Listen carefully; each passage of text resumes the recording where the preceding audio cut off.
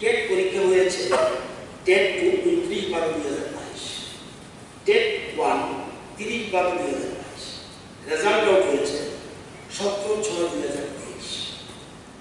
মহামান্য সুপ্রিম কোর্টে একটা মামলা সিভিল অ্যাপিল নাম্বার 5268/2023। মহামান্য সুপ্রিম কোর্ট 10/8/2023 তারিখে একটা মামলা রায় আদেশ দেন যে আন্ডার গ্রাজুয়েট টিচার ইউজিটি পদে নিযুক্ত হওয়ার জন্য টিচার এলিজিবিলিটি টেস্ট পেপার 1 পরীক্ষা বসার ক্ষেত্রে শুধুমাত্র ডিএলএড ডিগ্রি প্রার্থীরা আবেদন করতে পারবে। এক্ষেত্রে বিএড ডিগ্রি গ্রহণযোগ্য হবে না। যখন এই রায় বেরোলো তখন এই রায়ের ব্যাপারে আমি তো সবাইকে দিতে চেয়েছিলাম মতামত জানানোর জন্য দপ্তর থেকে এনসিটিই একটা চিঠি দিয়েছে, তাকে চিঠি পাঠানো হয়েছে।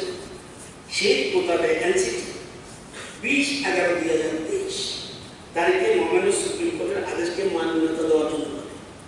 তারপর এনসিটির গাইডলাইন অনুসারে ইউজিটি এবং জিটি রিক্রুটমেন্ট রুলস যেগুলো বলেছে সংশোধন করার জন্য বিষয়টি জিএপিএটি ল ডিপার্টমেন্ট এগুলি ক্লিয়ার হয়ে গেছে। Now at present pending final. এখান থেকে আসলে অটোমেটিক্যালি এখানে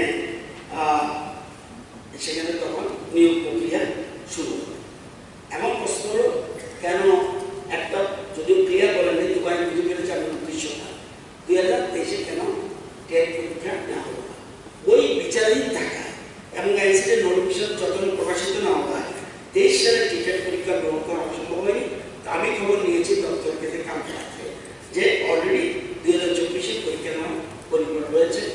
আর 197 বলছিলাম টেট 1 পাস করলেও এর মধ্যে 80 জন কিন্তু ডিএলএড, সুতরাং একটা অংশ কিন্তু বাদ পড়বে। আর টেট 2 যারা 160 সবাই দিতে পারবে। এনসিটি গাইডলাইন ক্লিয়ার আছে। শুধু এক্ষেত্রে কিছু সংশোধন কথা এনসিটি বলেছেন।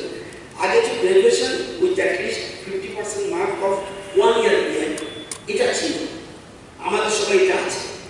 এখন বলছে or post graduate with 55% marks or equivalent grade.